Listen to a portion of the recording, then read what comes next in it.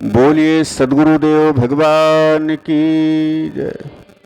बोलिए सच्चिदानंद भगवान की। अच्छा, एक बार जोर से जयकारा लगाएं। सभी लोग मिलकर जोर से जयकारा लगाएं। बोलिए भागवत भगवान की। तो विदुर जी कह रहे हैं, महाराज, एक परिवार का एक सदस्य, एक व्यक्ति अगर विकृत है, भ्रष्ट है, तो उसको त्याग देना ही सारे परिवार के हित में है, नहीं तो धीरे धीरे पूरा परिवार नष्ट हो जाएगा। धृतराष्ट्र ने कहा, महाराज क्या कह रहे हैं, मैं समझ नहीं पा रहा। विदुर जी ने कहा, महाराज तुम्हारे घर में जो दुर्योधन है, ये कुल कलंक पैदा हुआ है, इसको त्याग देना ही ठीक है, नहीं तो ऐसी भयंकर बीमारी है ये कि पूरा परिवार नष्ट कर देगा। पास में दुर्योधन थोड़ा एकांत में खड़ा था, लेकिन विदुर जी की बात सुन लिया। और जैसे दुर्योधन ने विदुर जी की बात सुनी, सामने आ गया। अरे विदुर, दासी पुत्र होकर के मेरे टुकड़ों पर पलता है, मेरे मकान में रहता है, मेरा ही मंत्री होकर के मेरे विरोध में मेरे पिताजी को भड़का रहे हो, शर्म नहीं आती तुमको? निकल जाओ मेरे यहां से। विदुर जी ने कहा, दुर्योधन मैं भी नहीं चाहता हूं कि तुम्हारे पास रहूं। धर्म अधर्म के पास रहता है तब तक धर्म पराजित होता रहता है। एक बात और समझे, बड़ा सुंदर सूत्र है। जब तक बुराई का साथ कोई अच्छाई दे रही है, तब तक बुराई को नष्ट करना मुश्किल होता है। अगर बुराई को नष्ट करना है तो पहले इस बात का पता लगाओ, इसके पीछे कोई अच्छाई तो नहीं लगी है। अगर पता चल जाए किसी बुराई के पीछे अच्छाई लगी है, तो पहले उस अच्छाई को बुराई से अलग करो। यही भेद नीति हनुमान जी ने लंका में प्रयोग किया था। हनुमान जी ने सोचा कि अगर विभीषण रावण से अलग हो जाए, क्योंकि विभीषण है अच्छाई और रावण है बुराई, विभीषण रावण से अलग हो जाए, अच्छाई बुराई से अलग हो जाए, तो लंका का विनाश होगा। नहीं तो लंका, ये रावण कितना कितना अधर्म किया, देवलोक छिना लिया, देवताओं को पराजित किया, परास्त किया, सारे ऋषि मुनियों को सताया, न जाने कितने ऋषि मुनियों को मार करके खिलवा दिया राक्षसों से। कहा, हनुमान जी सोच रहे हैं कि और कहूं का तीय हरि, तब हूं रघुनाथ न कोप है धारो। अरे और सब छोड़ो, उनकी पत्नी का ही हरण कर लिया रावण ने, फिर भी राम जी क्रोध क्यों नहीं कर रहे हैं? तब सोचा हनुमान जी ने, इस रावण के ऊपर इसलिए क्रोध नहीं कर रहे हैं क्योंकि इस बुराई के पीछे अच्छाई लगी है, इसलिए अच्छाई को बुराई से पहले अलग करो। तब क्या किया, सारी लंका जला दिया, विभीषण का मकान छोड़ दिया। लोग कहते हैं विभीषण भगत थे इसलिए मकान नहीं जलाया। अरे लंका में केवल विभीषण ही भगत नहीं थे, तमाम भगत थे। त्रिष्टा के लिए लिखा है, त्रिष्टा नाम राक्षसी एका, रामचरण रति निपुण विवेका। परम भक्त है त्रिष्टा, बहुत बड़ी भगत है राम जी की त्रिष्टा।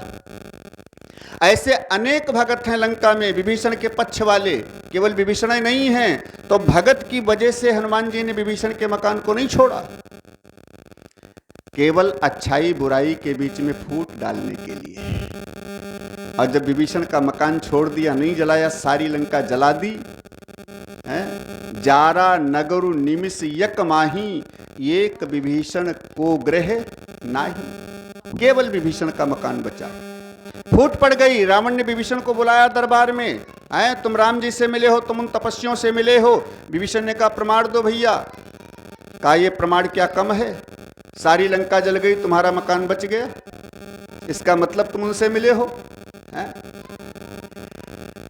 फूट पड़ गई, लात मार करके निकाल दिया। विभीषण रावण के पास आ गए, बुराई का अंत हो गया। ऐसे ही जब तक विदुर जी साथ में लगे हैं, इसलिए विदुर जी ने सोचा अब साथ देना ठीक नहीं इन लोगों का। विदुर जी ने कहा, मैं तो वैसे जाना चाहता था, अब तुमने कहा है तो मैं जरूर चला जाऊंगा। धनुष बाण दरवाजे के ऊपर रख दिए, विदुर जी चले गए। 12 वर्षों तक तपश्चर्या में लीन रहे, माने साधना अपनी पत्नी सुलभा के साथ करते रहे कदली के वन में। जब 12 वर्ष का वनवास, 1 वर्ष का अज्ञातवास पूरा करके पांडव लोग वापस आए, भगवान कन्हैया पांडवों के दूत बन करके आए, तो विदुर जी के निमंत्रण को स्वीकार किया उनकी कुटिया में जाकर के। विदुर जी के यहाँ केले के छिलके खाए भगवान ने। दुर्योधन का 56 प्रकार का व्यंजन त्याग दिया। दुर्योधन की मेवा त्यागी, साग विदुर घर खायो, सबसे ऊंची प्रेम सगाई। विदुरानी इतना मगन हैं, इतना प्रेम में आतुर हैं, इतना गदगद हैं कि ये भूल गई कि हम भगवान को दे क्या रही हैं। केला छील रही हैं, गूदा फेंक रही हैं, छिलका भगवान को पकड़ा रही हैं। अब ये जानबूझकर थोड़े दे रही हैं, उन्हें पता ही नहीं है, इतना भाव में डूबी हैं, मस्त हैं कि कोई ध्यान ही नहीं है। ऐसा भगवान के प्रेम में मगन हो गई। 14-15 केले के छिलका खा गए भगवान और तारीफ करते जा रहे हैं, वाह कितने मीठे हैं काकी जी, बड़ा स्वाद आ रहा है, और खिलाओ। तब तक विदुर जी आ गए। विदुर जी बाजार को कन्हैया जी के स्वागत के लिए, खाने के लिए कुछ लेने गए थे। कुछ ले आऊं जरा, घर में तो कुछ है नहीं। क्यों? जब दुर्योधन ने आमंत्रण किया भगवान कृष्ण का, विदुर जी दरबारे में थे, कोने में। मंत्री तो रह नहीं गए, वो तो निकल गए थे, लेकिन कन्हैया आ रहे हैं तो उनके दर्शन के लिए एक कोने में छिपके बैठे हैं। जब भगवान के लिए भोजन का आग्रह किया तो भगवान ने कहा, देखो 2 परिस्थिति में भोजन होता है, या तो देने वाले के प्रति श्रद्धा हो, प्रेम हो, तो भूख नहीं है तो भी चाहे थोड़ा खाओ, जरूर खाना पड़ेगा, या कि भूख हो, तब व्यक्ति चाहे जैसे मिले भोजन, तिरस्कार का हो चाहे प्रेम का हो, खाएगा। लेकिन दुर्योधन, यहां दोनों बातें नहीं है, ना तो तुम्हारे अंदर श्रद्धा है न मेरे अंदर भूख है, इसलिए भोजन संभव नहीं है। और फिर मैं तो भोजन आज कर ही नहीं सकता किसी के यहां, क्योंकि आज मेरा निमंत्रण है। दुर्योधन ने कहा, किसके यहां? कहा, विदुर जी के यहां। कब किया था निमंत्रण? हम तो जान नहीं पाए, आप तो मेरे यहां आए थे। भगवान ने कहा, यहां आने के पहले मेरे यहां निमंत्रण कार्ड गया था। विदुर जी तो सिर पर हाथ रख लिए, बाप रे, हमने कब निमंत्रण कार्ड दिया इनको, हमने कब न्योता किया। अब जल्दी जल्दी भागे विदुर जी, ये बड़े नाटकी हैं, न जाने कब आ जाएं, और घर में कुछ है नहीं, इसलिए बाजार से कुछ लेकर के आऊं जल्दी जल्दी। खोए के लड्डू लेकर आए विदुर जी। भगवान केले के छिलका खा रहे हैं। तब तक विदुर जी आ गए, देखा छिलके खाते, डांटने लगे, अरे बावरी, तेरे को पता नहीं छिलके खिला रही केले के भगवान को, हैं? कृष्ण को केले के छिलके खिला रही। तब होश आया सुलभा को, अरे बाप रे, हम तो जान ही नहीं पाई, मैं इसका मतलब इतनी देर से हम छिलके खिला रही थी। देखा बगल में तो गूदे का ढेर लगा हुआ है। भगवान ने कहा, अच्छा इसका मतलब अब तक हम छिलके खा रहे थे, हैं? विदुर जी बैठ गए, हटो तुम, हम खिलाते हैं। सुलभा चली गई। विदुर जी ने खोए के लड्डू निकाले, इसको खाओ ना कन्हैया, खाओ, बड़े बड़े सुंदर बनवा के लाया हूं, अच्छे अभी दुकान से बनवा के लाया हूं, ताजे हैं। कन्हैया ने लड्डू लिया, खाया। विदुर जी ने पूछा, कैसे लग रहे हैं कृष्ण? कन्हैया कहते हैं, सही बताऊं काका जी, जो स्वाद केले के छिलके में आ रहा था वो इन लड्डुओं में नहीं है। वो छिलके तो इन लड्डुओं से ज्यादा स्वादिष्ट थे, ज्यादा सुस्वादु थे, वो स्वाद इन लड्डुओं में नहीं है। इसीलिए भगत लोग कहते हैं, सबसे ऊंची प्रेम सगाई।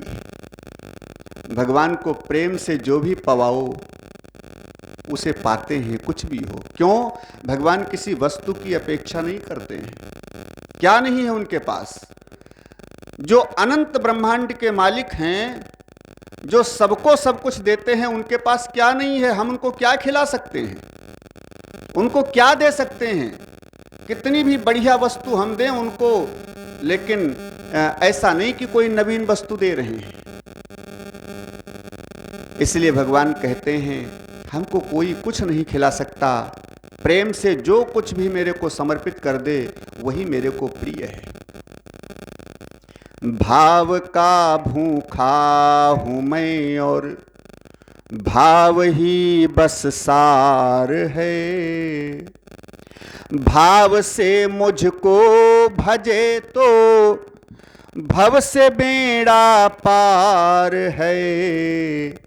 भाव का भूखा हूं मैं और अन्न धन और वस्त्र भूषण कुछ न मुझको चाहिए। अन्न धन और वस्त्र भूषण कुछ न मुझको चाहिए। क्या चाहिए? केवल आप हो जाओ मेरे बस। बस भगवान को केवल अपना मान लो, भगवान को केवल अपना मान लो। हे प्रभु मेरा कोई न सहारा बिन तेरे। अच्छा, सब जानते हैं द्रौपदी की लाज बचाने कन्हैया आए? नहीं आए। कब तक? जब तक दुनिया वालों का सहारा किया। और जब दुनिया वालों का सहारा छोड़ दिया, अपने बल का भी सहारा छोड़ दिया, साड़ी को छोड़ दिया, दोनों हाथ ऊपर उठा लिए और कृष्ण की पुकार किया, कन्हैया आ गए। ऐसे जब तक हम संसार वालों के भरोसे हैं, भगवान हमारी सहायता नहीं करेंगे। हम बिल्कुल निराधार हो जाएं, प्रभु हमारा कोई नहीं है तुम्हारे बिना, अब चाहे डुबाओ चाहे उबारो, बस तुम ही हो। मेरा कोई न सहारा बिन तेरे, घनश्याम संवरिया मेरे।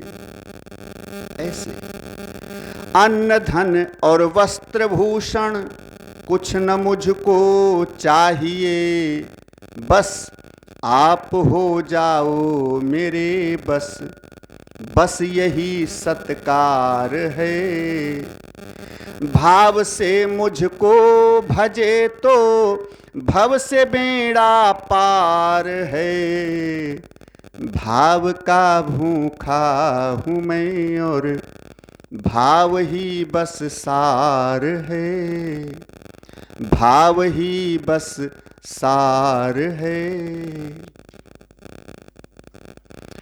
भगवान को केवल केवल अपना बना लो, उनके सहारे हो जाओ। बस एक बार भगवान से कह दो, एक बार भगवान से दोनों हाथ ऊपर उठाकर कह दो, प्रभु हम तुम्हारे हैं, हम तुम्हारे हैं प्रभु, तुम मेरे हो, मुझे अपनाओ नाथ।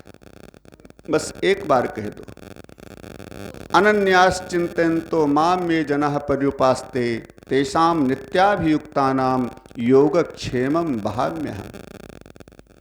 अनन्य भाव से, अनन्य का मतलब जिसका कोई दूसरा नहीं है, अन्य नहीं है, केवल एक ही है बस। अनन्य भाव से, संसार से विरक्ति लेकर के केवल मेरे हो जाओ, पूरी जिंदगी का भार मैं संभालूंगा, भगवान का ये दावा है। तो एक बार कह दो भगवान से। अरे भगवान तो जब तक उनकी शरणागति ग्रहण न करो तब तक भगवान अपने पिताजी की सुरक्षा नहीं करते, पिताजी की भी रक्षा नहीं करते। ऐसे कथा आती है, आगे सुनेंगे कृष्ण लीला में। बाबा नंद को एक बार अजगर सांप ने ग्रस लिया, पकड़ लिया, निगलना शुरू किया। तमाम ग्वाले लोग थे, ग्वालों ने लाठी डंडा लिया, कोई जलते चेलों से मारना शुरू किया, आग से मारना शुरू किया, लेकिन वो छोड़ नहीं रहा है। और भगवान कन्हैया भी थोड़ी दूर पर बैठे मुस्कुरा रहे हैं, वो भी देख रहे हैं बाबा नंद को। अजगर पकड़े हैं लेकिन छुड़ाने नहीं जा रहे हैं, छुड़ाने नहीं जा रहे हैं।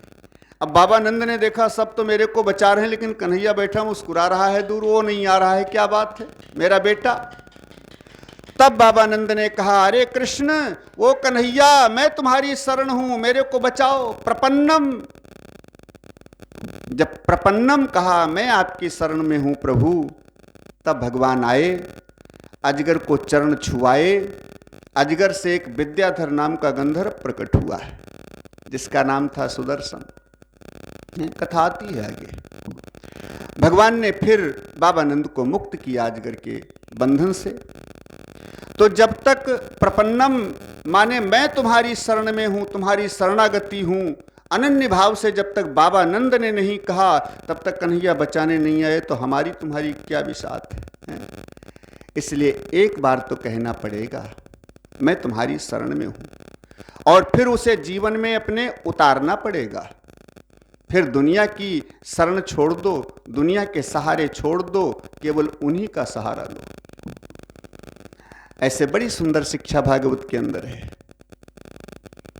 भगवान कहते हैं मैं केवल भाव का भूखा हूं, और कोई मेरे को क्या दे सकता है।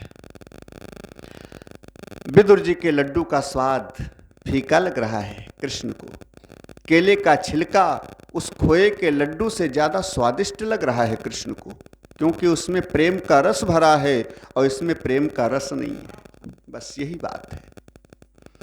तो कहते हैं इसके बाद भगवान का स्वागत करने के बाद विदुर जी तीर्थाटन करने चले गए, देशाटन करने। और इधर महाभारत का युद्ध हुआ। महाभारत का युद्ध होने के बाद कौरव मारे गए, पांडव विजयी हुए, हस्तिनापुर के राजा बने युधिष्ठिर। इसके बाद भगवान कन्हैया ने भी अपने समस्त यदुवंशियों का विनाश करवा दिया दुर्वासा ऋषि के श्राप से, और फिर केवल कृष्ण एक बहेलिए के बाण को माध्यम बना करके संसार छोड़कर गौलोकवासी हो गए। विदुर जी को ये पता नहीं है कुछ, वो तीर्थाटन कर रहे हैं और यहां ये सब हो गया। अचानक वृंदावन में उद्धव जी की भेंट हो गई विदुर जी से। विदुर जी उधर तीर्थाटन करते आ रहे थे, उद्धव जी भी वृंदावन में घूम रहे थे। अचानक वृंदावन में उद्धव जी की और विदुर जी की मुलाकात हो गई, और जब एक भगत दूसरे भगत से मिला तो कहते हैं 4 मिले 64 खिले और 20 रहे कर जोरी, और हरिजन से हरिजन मिले तो 20 से 7 करोड़।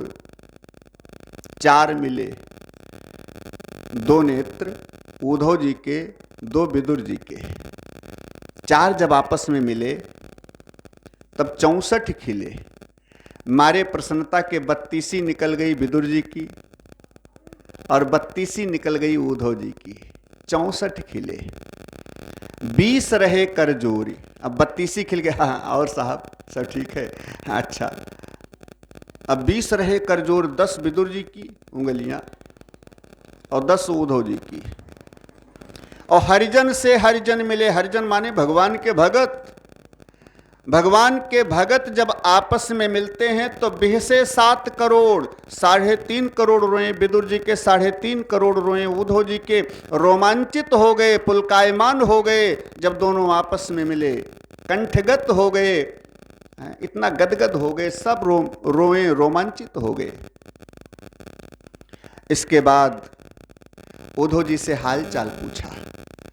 आप तो कृष्ण के अंतरंग सखा हैं और यदुवंशियों के महामंत्री हैं, कन्हैया का हाल चाल बताओ। तब सारी कथा बताई उद्धव जी ने। विदुर, जो छोड़ करके तुम आए थे, उस महाभारत के युद्ध में कौरवों का विनाश हो गया, पांडव हस्तिनापुर के राजा बने, लेकिन पांडव लोग भी हिमालय में जाकर नष्ट हो गए। भगवान कन्हैया का भी पूरा वंश विनाश हो गया यदुवंशियों का, और कृष्ण भी अंतिम उपदेश मेरे को करके, जो अंतिम उपदेश कन्हैया ने किया था विदुर जी को, जिसमें सन्यास, वैराग्य, ये सारे मार्गों का निरूपण किया, ज्ञान क्या है, भक्ति क्या है, त्याग क्या है, ये सारा ज्ञान उद्धव जी को दिया। तो उद्धव जी कहते हैं मेरे को सारा ज्ञान बता करके भगवान कृष्ण गोलोकवासी हो गए। और जैसे सुना विदुर जी की आंखों से आंसू बहने लगे। मेरे को बिना मिले, मैं जाने के समय उनका दर्शन भी नहीं कर पाया, मेरे कृष्ण हमको छोड़कर चले गए। बहुत रोए। उद्धव जी ने कहा विदुर, तू बड़ा बड़भागी है, तू बड़ा बड़भागी है। सारी दुनिया मरने के समय भगवान का नाम लेकर के मुक्ति प्राप्त करती है, लेकिन भगवान जब गोलोकवासी होने वाले थे तो जानते हो किसका नाम ले रहे थे? विदुर जी ने कहा किसका? कहा तुम्हारा नाम बार बार ले रहे थे कृष्ण। कृष्ण के मुंह से केवल यही निकल रहा था, उद्धव आज मेरे को मेरा विदुर याद आ रहा है। उसके घर का भोजन जैसा मैंने किया वैसा भोजन आज तक न यशोदा मैया ने कराया, न देवकी मैया ने कराया। 16,108 रानियां थीं, लेकिन कोई वैसा भोजन नहीं करवा पाया। क्या बताऊं, आज मेरे को बहुत विदुर की याद आ रही है। जग जपु राम राम जपु जेहि, वो भगत कितना बड़भागी है जिसकी भगवान याद करें संसार से जाने के समय। भगवान कहते हैं ऐसे भगत का नाम ले लिया जाए तो मुक्ति मुक्ति कदम चूमती है उसके। इसलिए विदुर तो बड़ा बड़भागी है। अनगिनत भगत हुए भगवान कृष्ण के, लेकिन अंत समय में केवल विदुर जी की याद किया है, केवल तुम्हारी याद किया है विदुर। इसलिए तुम्हारे भाग्य की कितनी सराहना की जाए कम है। विदुर जी ने सुना और गदगद हो गए। अच्छा उद्धव जी, जो अंतिम उपदेश किया था भगवान कन्हैया ने, वो थोड़ा मेरे को भी सुनाओ। भगवान ने अंतिम उपदेश कौन सा किया था? उद्धव जी ने कहा ये हम तो नहीं बता सकते। क्यों? क्योंकि ये मेरे को आदेश नहीं है।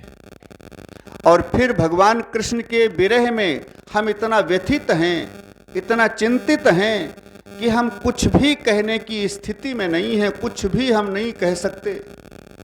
अगर ये ज्ञान पूछना है अंतिम उपदेश तो तुम मैत्रेय जी के पास चले जाओ, हरिद्वार में जो रह रहे हैं इस समय आश्रम बना करके।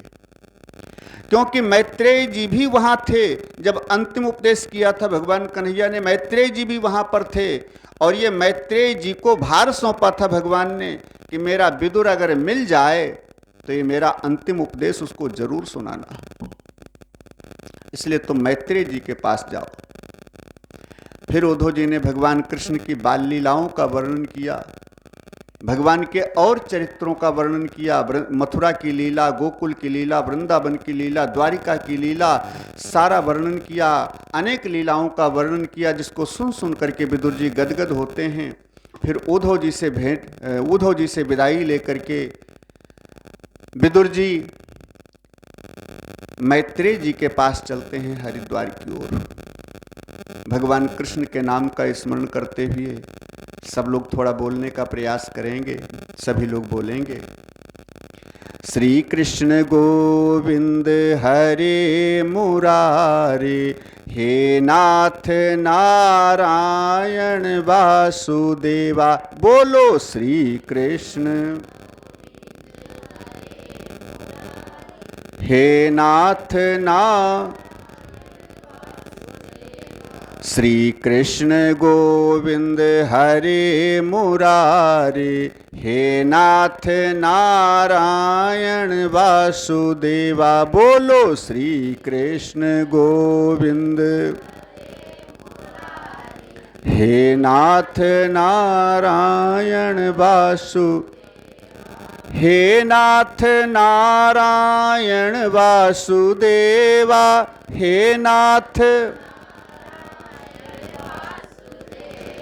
हे नाथ नारायण वासुदेवा। हे नाथ नारायण वासु। श्री कृष्ण गोविंद हरे मुरारे, हे नाथ नारायण वासुदेवा। श्री कृष्ण गोविंद हरे, हे नाथ नारायण, हे नाथ नारायण वासुदेवा। हे नाथ नारायण वासुदेवा। बोलिए सच्चिदानंद भगवान की, बोलिए राधा कृष्ण भगवान की। विदुर जी हरिद्वार आए। इधर मैत्रेय जी ने सुना कि विदुर जी आ रहे हैं। तो अपनी कुटिया से बाहर निकल करके विदुर जी का स्वागत किया। अच्छा, यहां समझें, विदुर जी हैं सूत पुत्र, शूद्र के पुत्र, दासी पुत्र हैं। जो दासी थी उसके पुत्र हैं विदुर जी। अंबालिका और अंबिका के पुत्र हैं धृतराष्ट्र और पांडु। विदुर जी ब्राह्मण नहीं है, मैत्रेयी जी ब्राह्मण हैं, ब्रह्म ऋषि हैं। लेकिन मैत्रेयी जी यहां शूद्र और ब्राह्मण का भाव निकल में बता रहा था कि संतों में वही श्रेष्ठ माना जाता है। जाति बिरादरी कोई भी हो, उम्र चाहे जितनी छोटी हो, लेकिन जो त्याग में, तपस्या में, भक्ति में जितना उच्च होता है, संतों में उसका उतना ही ज्यादा सम्मान होता है। विदुर जी भक्ति में, योग में, त्याग में बड़ा श्रेष्ठ है। पीछे सुना भी, अरे संसार से जाने के समय जिनका नाम भगवान लें, हैं कि इनका नाम लेने से मेरी सदगति होगी, मेरा कल्याण होगा, वो कितने कोई साधारण होंगे भगत जी। तो विदुर जी कोई साधारण नहीं है, इसलिए मैत्रेयी जी आश्रम से बाहर निकल करके विदुर जी का स्वागत करते हैं और स्वागत करके लेकर आए आश्रम के अंदर। विदुर जी के लिए आसन डाल दिया, विदुर जी बैठ गए, हालचाल हुआ।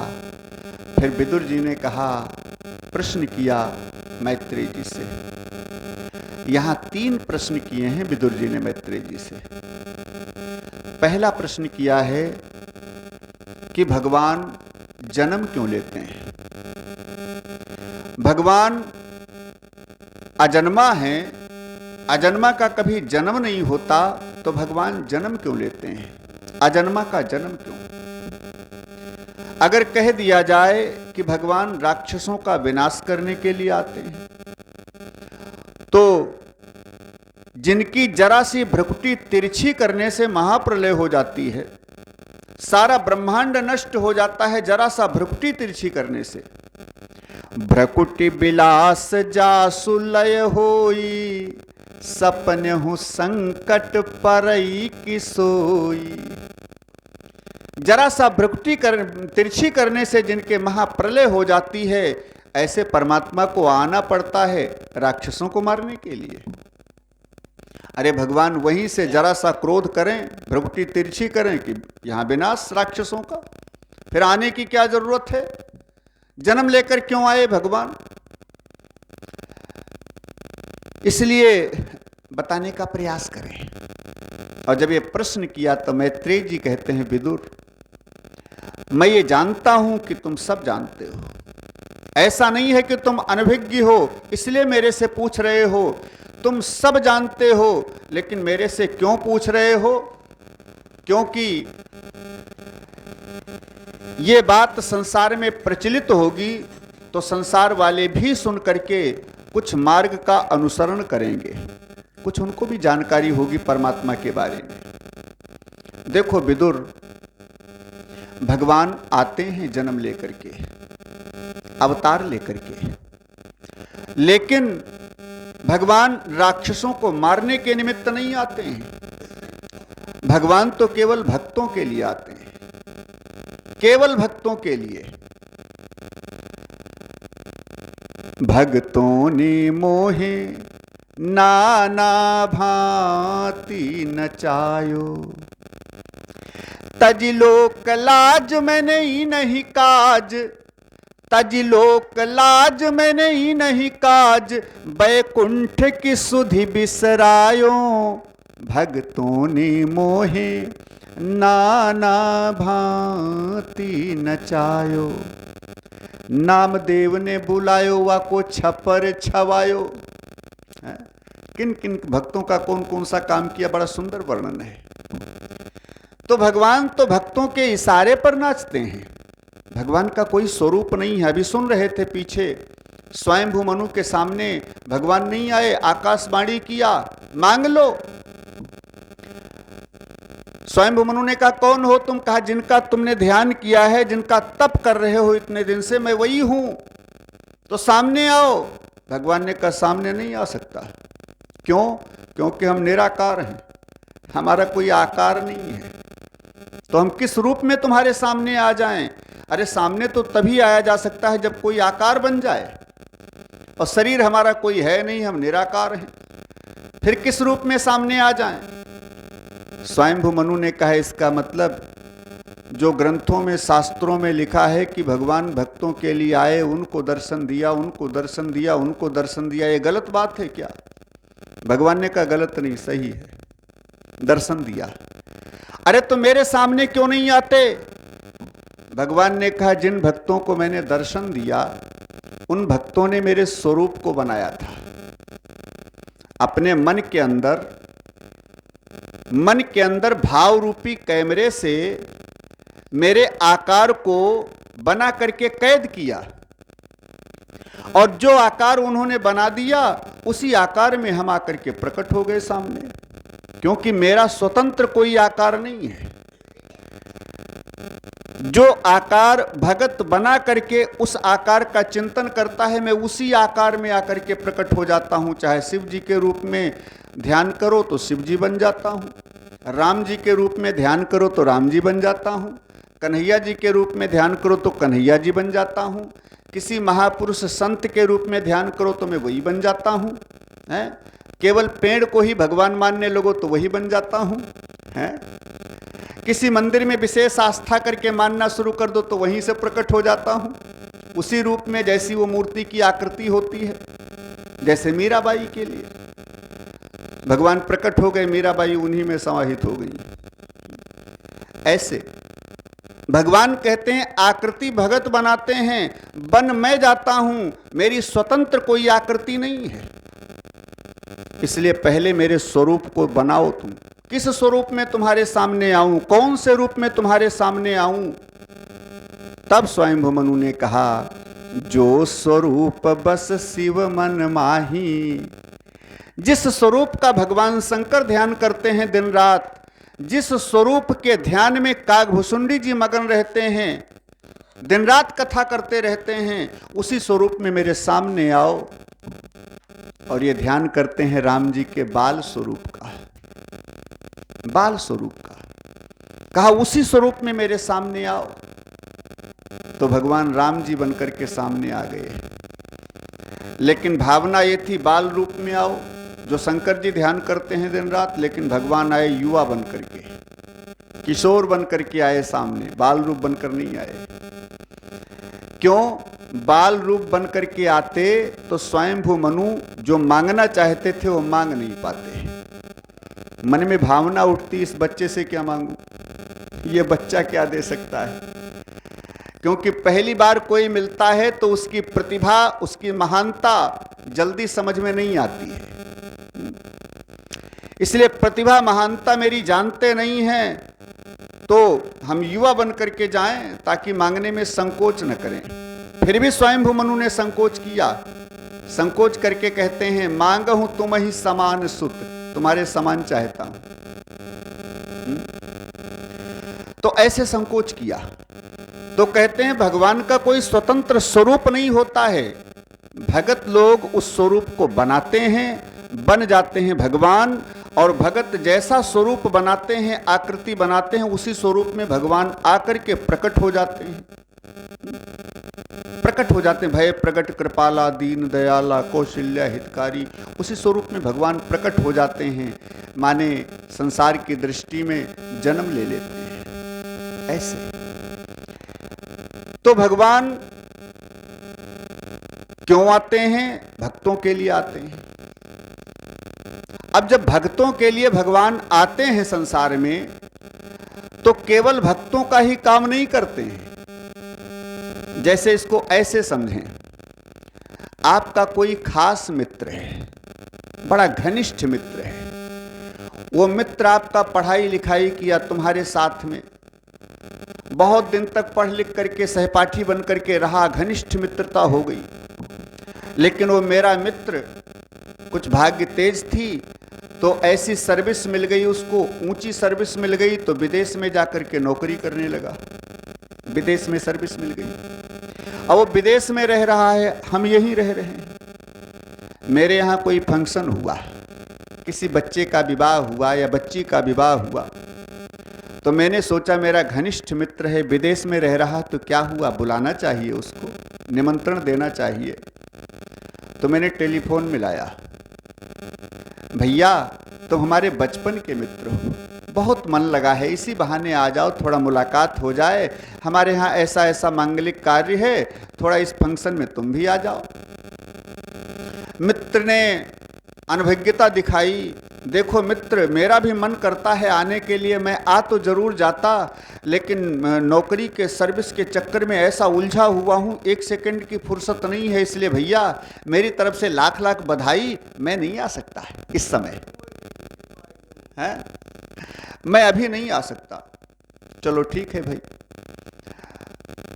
अगले साल फिर कोई फंक्शन हुआ तुम्हारे घर, फिर तुमने फोन किया, भैया देखो आखिरी शादी है मेरे बच्चे की, है दूसरे बच्चे की शादी है, अब की बार अगर नहीं आए तो हमारा तुम्हारा रिश्ता खत्म, तो हमारे मित्र नहीं, आना जरूर पड़ेगा, क्योंकि बार बार बुलाता हूं तुम नहीं आते हो, अब की बार ये आखिरी काम है, इसके बाद मेरे को कुछ नहीं करना है, जरूर आना पड़ेगा तुम्हें। डांट करके निमंत्रण दिया तो मित्र ने सोचा कि भाई आखिरी काम है, मेरा घनिष्ठ मित्र है, इसलिए चाहे जैसे जाऊं जाना तो पड़ेगा ही। सो मित्र ने कहा ठीक है भैया आऊंगा समय निकाल करके। अब वो मित्र तुम्हारे फंक्शन में समय निकाल करके आया। अब उसी गांव में उसकी भी एक हवेली बनी है, रहता तो विदेश में है, लेकिन पुरानी पूर्वजों की हवेली तो बनी है उसी गांव में, तभी तो मित्रता हुई, तो उसकी भी हवेली बनी है। अब वो आया है मित्र के फंक्शन में, विवाह में सम्मिलित होने के लिए आया है, लेकिन सोचा जब आया हूं तो पूर्वजों की हवेली है, अपनी ही संपत्ति है, तो वो भी 5 साल से ऐसे पड़ी है, गंदगी हो गई होगी तमाम, जरा थोड़ा हवेली की भी सफाई करवा दूं। जब आ ही गया हूं तो इसी बहाने उसकी भी सफाई हो जाए। तो हवेली के अंदर जब प्रवेश किया तो देखा अनेक चूहा के गड्ढे बने हुए हैं, कहीं मकड़ी ने जाड़ा लगा दिया है, जगह जगह पर जाला लगा हुआ है मकड़ी का, सारी गंदी पड़ी है हवेली, धूल से भरी हुई, कूड़ा कबाड़ा से भरी हुई पूरी गंदी हवेली। तो मित्र ने लेबर लगा करके साथे में हवेली की भी सफाई कर दिया। अब यहां इसको समझना ऐसे है कि मित्र वो हवेली की सफाई करने नहीं आया है, विदेश से चल करके उस हवेली की सफाई करने के लिए नहीं आया है, वो आया है मित्र की शादी में फंक्शन में सम्मिलित होने के लिए, लेकिन सोचा जब आ ही गया हूं तो लगे हाथे भी काम कर दूं। ऐसे भगवान राक्षसों को मारने के निमित्त नहीं आते हैं, ये पूरा संसार उनका घर है, ये पूरा संसार उनकी हवेली है। जब भगत के बुलाने से माने मित्र के निमंत्रण पर मित्र आ गया तो सोचा हवेली साफ कर दूं, गंदगी साफ कर दूं।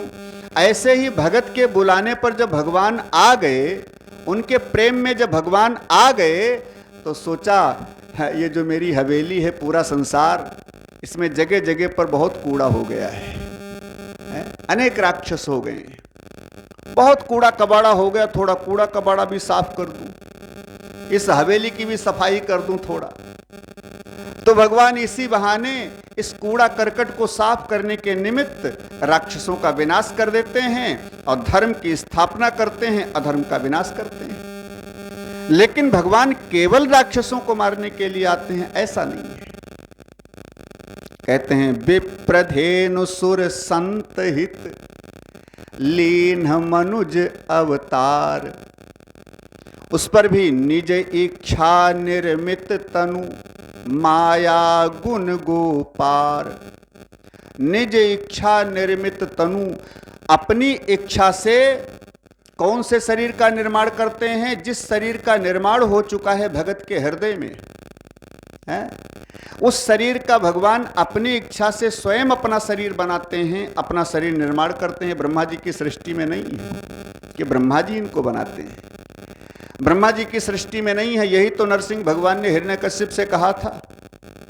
जब हिरण्यकश्यप ने कहा मैंने मांग लिया है ब्रह्मा जी से कि तुम्हारी बनाई सृष्टि के अंतर्गत हम न मरें, फिर तुम कैसे मार सकते हो मेरे को? भगवान नरसिंह ने कहा सुनो, मेरे को ब्रह्मा जी ने नहीं बनाया है, मैंने ब्रह्मा जी को बनाया है, मैं स्वयं अपने शरीर का निर्माण करता हूं, ब्रह्मा जी के द्वारा निर्मित नहीं होता हूं, इसलिए हम ब्रह्मा जी की सृष्टि से अलग हैं। भगवान अपनी इच्छा से शरीर का निर्माण करते हैं। कौन से? जिस शरीर को भगत लोग अपने हृदय में निर्मित करते हैं, बनाकर तैयार करते हैं, और आगे तो कूड़ा कबाड़ा साफ कर देते हैं साथ ही में। बस यही भगवान के आने का उद्देश्य है, यही भगवान के जन्म लेने का उद्देश्य है, यही उनके अवतरण का उद्देश्य है। अच्छा, अवतार का एक भाव और है। जैसे सीढ़ी लगी हुई है किसी मकान पर चढ़ने के लिए, सीढ़ी लगी हुई है, मकान के ऊपर कोई खड़ा है, नीचे भी कई लोग खड़े हैं, एक छोटा बच्चा भी खड़ा है। अब ऊपर वाले से मिलने के लिए नीचे वाले आतुर हैं, तो ऊपर वाले ने कहा, भाई अगर मेरे से मिलना है, मेरे पास आना है, तो सहारा सीढ़ी का लेकर के आ जाओ, ऊपर चढ़ाओ मेरे पास, मेरे को मिल जाओगे। तो जो चढ़ने में समर्थ थे सीढ़ी पर, वो तो चढ़ गए, चढ़ करके जाकर मिल लिया। लेकिन जो चढ़ने में समर्थ नहीं था, छोटा बालक, 1.5 साल का, 2 साल का, वो छोटा बालक सीढ़ी पर नहीं चढ़ सकता है। उसने कहा, हम कैसे मिलें? जैसे मान लीजिए मकान के ऊपर भगवान खड़े हैं, हम नीचे खड़े हैं, छोटे बालक। अब भगवान कहते हैं ऊपर आ जाओ, हम मिल जाएंगे, लेकिन हम छोटे बालक हैं 1.5 साल के, प्रभु हम ऊपर नहीं आ सकते। भगवान ने कहा, तब तुम हमको नहीं मिल सकते। तो उस बच्चे ने कहा कि प्रभु एक बात बताइए, हम आपसे नहीं मिल सकते। तो इस सीढ़ी पर केवल चढ़ा ही जा सकता है, केवल ये चढ़ने का ही काम करती है ऊपर। भगवान ने कहा नहीं, उतरने का भी काम करती है। तो उस बच्चे ने कहा, प्रभु, भगत ने कहा, भगत माने छोटा बच्चा, और बड़े लोग, जानकार लोग माने ज्ञानी, वैरागी है? तो भगत ने कहा, प्रभु अगर ये उतरने का भी काम करती है तो हम नहीं चढ़ सकते, तो आप ही उतर करके आ जाएं। आप तो सर्वसमर्थ हैं, हम नहीं चढ़ सकते, तो आप तो उतर कर नीचे आ सकते हैं, तो आप ही उतर कर नीचे आ जाएं और मिलने आकर के हमसे। भगवान भगत के प्रेम को देख करके स्वयं उतर करके आते हैं। यही अवतार है। अवतार माने अवतरण, माने उतरना। भगवान ऊपर से नीचे उतर करके आते हैं केवल भक्तों के लिए, केवल भक्तों के लिए। भगत प्रेम से बुलाते हैं। जब दोनों हाथ उठाकर कहते हैं, प्रभु अब तुम ही हो मेरे, बोलेंगे सभी लोग, मेरा कोई ना सहारा बिन तेरे, गोपाल समरिया मेरे, मेरा कोई न सहारा बिन तेरे, गोपाल हो, मेरा कोई न सहारा बिन तेरे, गोपाल समरिया मेरे, मेरा कोई न सहारा बिन गोपाल। नंदलाल संवरिया मेरे, नंदलाल संवरिया हो, गोपाल संवरिया मेरे, गोपाल संवरिया, मेरा कोई न सहारा बिन तेरे, गोपाल संवरिया मेरे, मेरा कोई न सहारा बिन,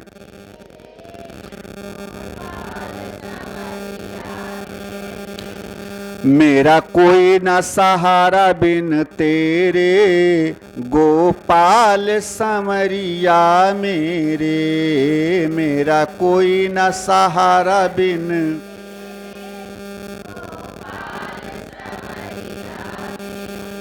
बोलिए राधा कृष्ण भगवान की। बेसहारों को सहारा देते हैं भगवान। यही भगवान को बुलाने का तरीका है। दीन बन जाओ, छोटे बन जाओ। ये प्रभु हम आप तक नहीं पहुंच सकते, लेकिन आप तो पहुंच सकते हैं मेरे पास तक। इसलिए आप ही आ जाओ प्रभु। तो तुम्हारी आतुरता, तुम्हारा प्रबल प्रेम, तुम्हारा उत्साह, तुम्हारी करुणा है, तुम्हारी करुणा देख करके भगवान को आना पड़ता है, विवश होकर के जरूर आते हैं। यही अवतार का रहस्य है और यही जन्म का रहस्य है। अब विदुर जी ने कहा, महाराज ये तो समझ गया, लेकिन दूसरा प्रश्न करते हैं, इस सृष्टि की उत्पत्ति कैसे हुई है? भगवान ने सृष्टि को कैसे उत्पन्न किया? तब मैत्रेय जी कहते हैं, जो अभी पीछे सुना है, ब्रह्मा जी को भगवान ने आदेश किया तुम सृष्टि करो, मैंने तुमको सृष्टिकर्ता बनाया। तो ब्रह्मा जी ने सबसे पहले 4 मानस पुत्र उत्पन्न किए। मन से कामना किया, 4 पुत्र प्रकट हो गए, जिनके नाम थे सनक, सनंदन, सनातन और सनत कुमार। अब सृष्टि करने की सनक लग गई। जब सनक लग गई तो उस सनक से जो बालक हुए उनका नाम पड़ा सनक, सनंदन, सनातन, सनत कुमार। ऐसे 4 जब बालक उत्पन्न हुए, ब्रह्मा जी ने कहा बेटा थोड़ा बड़े हो जाओ, विवाह वगैरह करो, फिर सृष्टि के कार्य में सहयोगी बनो। सनत कुमारों ने कहा पिताजी क्या विवाह करना आवश्यक है? ब्रह्मा जी ने कहा देखो जो बेटा बड़ा हो जाता है उसको विवाह तो करने पड़ता है। सनत कुमारों ने कहा पिताजी अगर बड़े होने पर विवाह करना आवश्यक है तो आज से हम स्टॉप लगाते हैं, कभी बड़े ही नहीं होंगे, हमेशा 5 साल के ही बने रहेंगे। आज भी सनत कुमार 50,000 करोड़ वर्ष से भी ज्यादा आयु होगी इनकी, लेकिन 5 वर्ष के बने घूम रहे हैं, हरि शरणम करते हुए घूम रहे हैं। और सत्संग मात्रैक जीवन, जिनका केवल सत्संग ही जीवन है, सत्संग ही जिंदगी है, सत्संग ही व्यसन है। अगर सत्संग न मिले तो चैन नहीं पड़ती है। नहीं मिलता है सत्संग तो 4 भाई आपस में ही सत्संग कर लेते हैं 24 घंटे। एक बार भगवान शंकर माता पार्वती के साथ कहीं जा रहे थे भ्रमण करते हुए, सामने से 4 भाई आ रहे थे, सनक, सनंदन, सनातन, संत कुमार। अब 4 भाई आ रहे थे, अपना मस्ती में, भजन की मस्ती में आ रहे थे, शिव जी का ध्यान नहीं किया, पास से होकर निकल गए। भगवान शंकर तो कुछ नहीं बोले, शांत रहे बिल्कुल, उन्होंने सोचा भी कुछ नहीं, लेकिन माता पार्वती को क्रोध आ गया। ये छोटे छोटे बालक कितने उद्दंड हैं। अरे त्रैलोक के नायक पार ब्रह्म परमात्मा भगवान शिव सामने से निकल गए, जा रहे हैं, लेकिन इन लोगों ने नमस्तक झुकाया, न प्रणाम किया, न स्वागत किया। हैं बड़े उद्दंड बालक, किसके बालक हैं ये? श्राप देती हूं, जैसे सीना ताने सिर उठाए जा रहे हैं, कोई स्वागत अभिवादन नहीं किया, ऐसे में श्राप देती हूं ऊंट हो जाएं चारों को ऊंट होने का श्राप दे दिया। अब 4 ऊंट बन गए।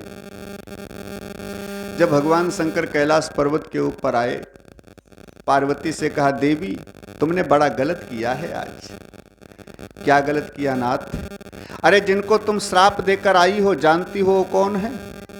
कौन है नाथ? अरे वो हमारे भी पूर्वज हैं, हमारे भी बड़े भैया हैं, हमारा बाद में जन्म हुआ है, सबसे पहले उनका जन्म हुआ है। ब्रह्मा जी के भ्रकुटी से रुद्र भगवान का जन्म हुआ, जो भगवान शिव कहलाए। भ्रकुटी से ये बाद में हुआ, सनक, सनंदन, सनातन पहले हुए। तो हमसे भी बड़े हैं ये सनक, सनंदन, सनातन। ब्रह्मा जी की सृष्टि में सबसे पहले मानव हैं जिनको तुमने श्राप दे दिया। पार्वती जी ने कहा तो हमें क्या पता, हमारे जेठ जी हैं, बालक देखा सो मैंने श्राप दे दिया, अब क्या हो? भगवान शंकर ने कहा बड़ा गलत किया तुमने देवी, 4 ऊंट का शरीर पा गए, कितना कष्ट मिल रहा होगा। पार्वती जी ने कहा तो प्रभु अब क्या करें, गलती हो गई। भगवान शंकर ने कहा चलो क्षमा मांगो उनसे, और क्या हो सकता है। पार्वती जी ने कहा चलो फिर नाथ। अब दोनों फिर आए, शंकर जी पार्वती जी दोनों आए। यहाँ जंगल में जहाँ 4 ऊंट बने बढ़िया हरी हरी घास खाते जा रहे हैं और सत्संग चल रहा है। अब ऊंट बन गए तो ऊंट की आवाज में, ऊंट की भाषा में सत्संग चल रहा है, लेकिन सत्संग नहीं बंद है। हरी हरी घास खाते जा रहे हैं, सत्संग हो रहा है। भगवान शंकर आए, कहने लगे देखो मेरी देवी जी से थोड़ा त्रुटि हो गई, जान नहीं पाई, तुमको पहचान नहीं पाई, सो ऊंट बनने का श्राप दे दिया, क्षमा कर दें। सनत कुमारों ने कहा प्रभु बड़ा अच्छा किया मेरे को श्राप दे करके। क्यों? ऊंट के शरीर में बड़ा आनंद है, क्योंकि अंदर जो बैठा है आत्म तत्व वो तो वही है जो मनुष्य शरीर में था, वही इसमें भी है।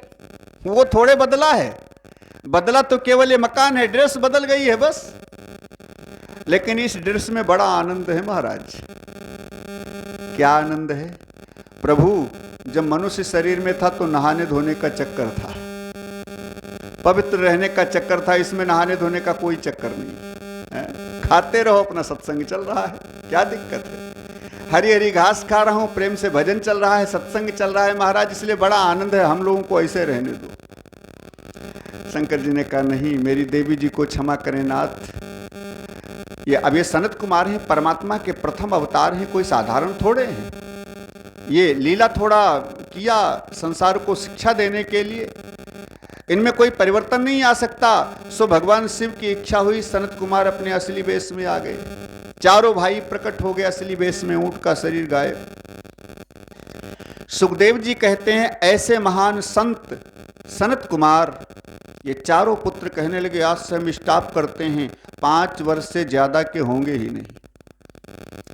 उम्र बढ़ेगी लेकिन शरीर नहीं बढ़ेगा, वही स्वभाव, वही भाव, वही मानसिकता है, वही सोच 5 साल के बालक की बस, और शरीर भी बालक के जैसा।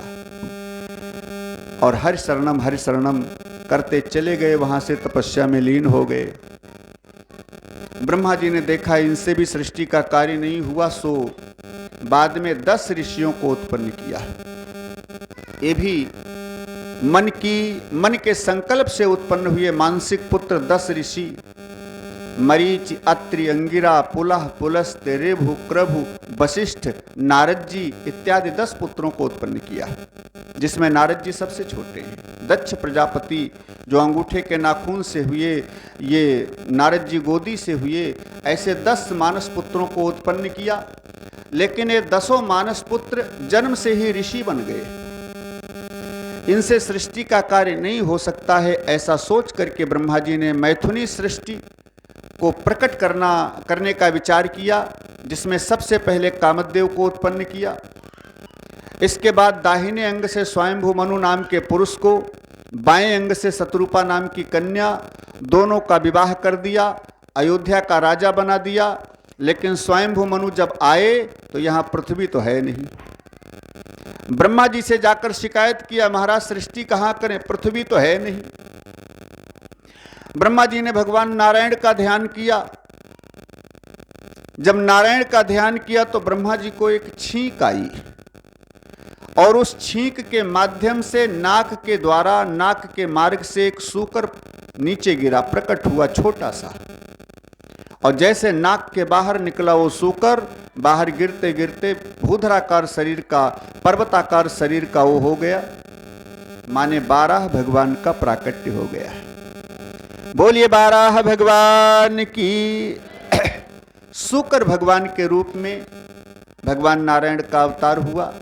ब्रह्मा जी को आश्वासन दिया तुम चिंता मत करो, हिरण्याक्ष पृथ्वी को लेकर पाताल चला गया है, मैं अभी पृथ्वी को लाता हूं। और फिर भगवान 12 पाताल गए, हिरण्याक्ष से पृथ्वी को छुड़ा करके अपनी कराल दाढ़ों के ऊपर रख करके जल के ऊपर आए, पृथ्वी को बिछा दिया जल के ऊपर। हिरण्याक्ष पीछे से ललकारता हुआ आया, और जब पास में आया तो भगवान ने एक तमाचा खींच करके मारा, और ऐसा तमाचा लगा कि एक ही तमाचा में गोविंदाय नमो नमः। नीचे गिरा, दोबारा सांस वापस नहीं आया। देवता लोग आकाश में खड़े, भगवान की स्तुति भी करने की हिम्मत नहीं पड़ रही है। क्यों? इतना सहमे थे, इतना डरे थे हिरण्याक्ष से कि हिरण्याक्ष को देख रहे हैं, आंखें खुली हैं, मुंह खुला है, पड़ा है, सांस बंद है, लेकिन वहां से क्या पता सांस चल रही है कि बंद है? ऊपर ही खड़े हैं आकाश में, सोच रहे हैं एक तमाचा में थोड़े मर सकता है। न जाने कितने अस्त्र शस्त्र का प्रयोग करके हम लोग हार चुके हैं इसके ऊपर, लेकिन ये मरता नहीं है। और भगवान ने एक तमाचा मारा, ये मर गया, असंभव।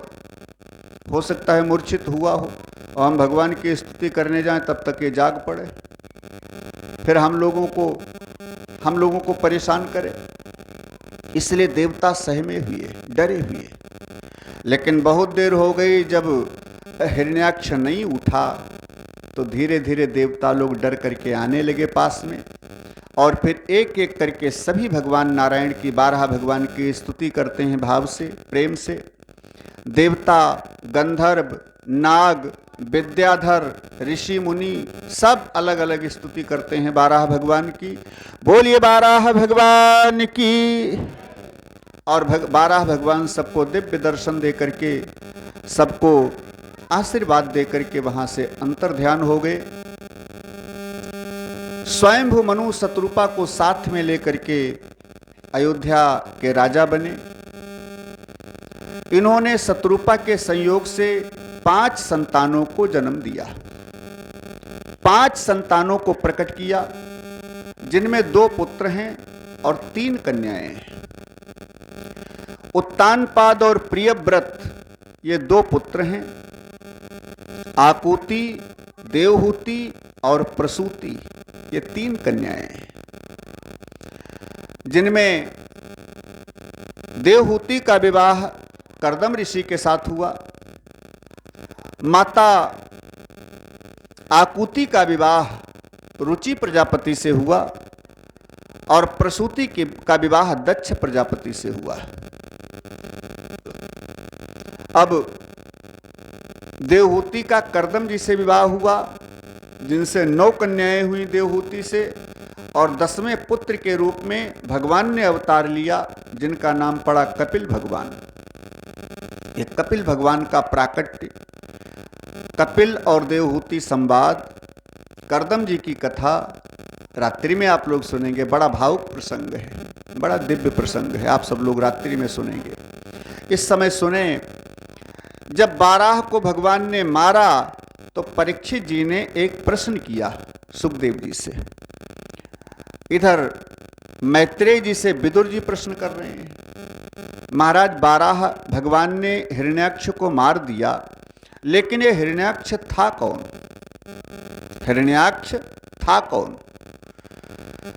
महाराज, हिरण्याक्ष को मारने के लिए भगवान को आना पड़ा, इसलिए मेरी समझ में कुछ नहीं आया, थोड़ा बताने की कृपा करें। तो मैत्रेय जी कहते हैं, इधर सुखदेव जी कहते हैं, परीक्षित, सनक, सनंदन, सनातन और सनत कुमार एक बार विचार किया कि हम बैकुंठ चलें भगवान नारायण के दर्शन करने, और बैकुंठ के द्वार पर आए। आज भगवान का आदेश है, जय विजय के लिए जो पहरेदार हैं बैकुंठ के द्वार के, भगवान का आदेश है कि देखो, जो भी बैकुंठ के अंदर आना चाहे उसे अंदर मत आने देना बिना मेरे आदेश के, रोक लेना वही। इसलिए जय विजय ने उनको रोक लिया, अंदर नहीं जाने दिया। सनक ऋषि को, सनकाद ऋषियों को क्रोध आ गया, भगवान नारायण भी चाहें तो मेरे को रोक नहीं सकते, तुम्हारे में इतनी हिम्मत कहां से आ गई जो मेरे को रोक लिया है? 2 पैसे के नौकर होकर, छोटे से द्वारपाल होकर के मेरे को रोकने की हिम्मत किया तुमने, श्राप दे दिया, 3 जन्म तक राक्षस बनो। अब इधर भगवान ने थोड़ा शोरगुल सुना तो बाहर आ गए मुस्कुराते हुए लक्ष्मी जी के साथ। ये सारी लीला भगवान की है, आगे कुछ लीला करना चाहते हैं, आ गए। सनकाद ऋषियों को प्रणाम किया और कहने लगे, क्या बात है? द्वारपाल गिर पड़े चरणों में, प्रभु आपका आदेश था, मैंने इन लोगों को रोक लिया, अंदर नहीं जाने दिया। भगवान ने कहा, बड़ा अच्छा किया, स्वामी के आदेश का तो सेवक को पालन ही करना चाहिए, तुमने अपने धर्म का निर्वाह किया, अच्छा काम किया। सनकाद ऋषियों ने कहा, प्रभु इन्होंने तो अच्छा काम किया, लेकिन मैंने बुरा कर दिया, अब होश आया है मेरे को, मैंने इनको 3 जन्म राक्षस होने का श्राप दे दिया। भगवान ने कहा, बड़ा अच्छा किया तुमने, जरा सा पद पाकर के इतना अहंकार आ गया कि आप जैसे ऋषियों को अंदर आने से रोक दिया, अच्छा किया जो मजा चखाया, श्राप दे दिया तुमने। दोनों का समर्थन कर रहे हैं भगवान नारायण। सनकादि ऋषियों ने कहा प्रभु अच्छा तो किया, लेकिन इन दोनों का उद्धार कैसे होगा? जब राक्षस बनेंगे वो भी 3 जन्म तक, बड़ा पाप करेंगे, दुष्कर्म करेंगे, उसके परिणाम स्वरूप तो ये 84 लाख में आना जाना शुरू कर देंगे। ये द्वारपाल बन करके कब आएंगे यहाँ? महाराज इनका उद्धार कैसे होगा? 3 ही जन्म लेना पड़े, 4था जन्म न लेना पड़े, फिर यही द्वार पर आ जाएं पहरेदार बनकर, ये कैसे होगा? भगवान ने कहा हम क्या जाने, श्राप तुमने दिया है? अब तुम जानो। बिना सोचे हुए जो करता है बाद में पछताना पड़ता है। सनकादि ऋषियों ने कहा प्रभु 1 जन्म की बात होती तो हम गारंटी ले सकते थे, 3 जन्म की मेरे बस की बात नहीं है। हाँ 1 जन्म का उद्धार हम कर देंगे, ये गारंटी ले रहा हूं। लक्ष्मी जी पास में खड़ी थी, सोचा थोड़ी सहायता हम भी कर दें। कहा तो 1 जन्म की गारंटी मेरी, 1 जन्म का उद्धार हम कर देंगे।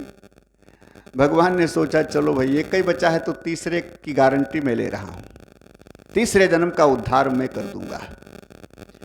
तो पहले जन्म में हिरण्याक्ष हिरण्यकश्यप बना, सनत कुमारों ने गारंटी लिया था, तो सनत कुमार प्रहलाद बन करके आए और परम भक्ति करके अपने पिता को नरसिंह के हाथों मरवा के पहले जन्म से छुटकारा दिलाया। दूसरे जन्म की गारंटी लक्ष्मी जी की है, तो दूसरे जन्म में जय विजय रावण और कुंभकर्ण बनते हैं।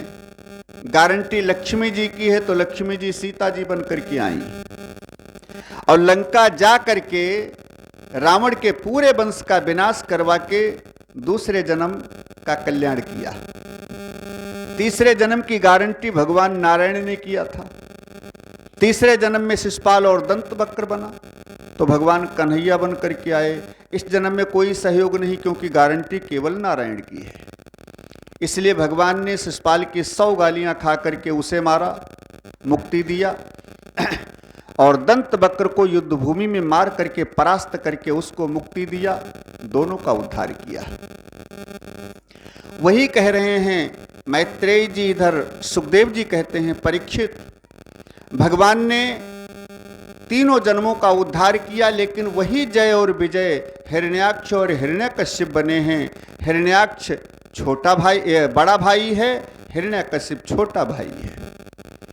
तो हिरण्याक्ष को मारा है 12 बन करके, अब आगे हिरण्यकश्यप को मारेंगे, वो कथा आगे आएगी।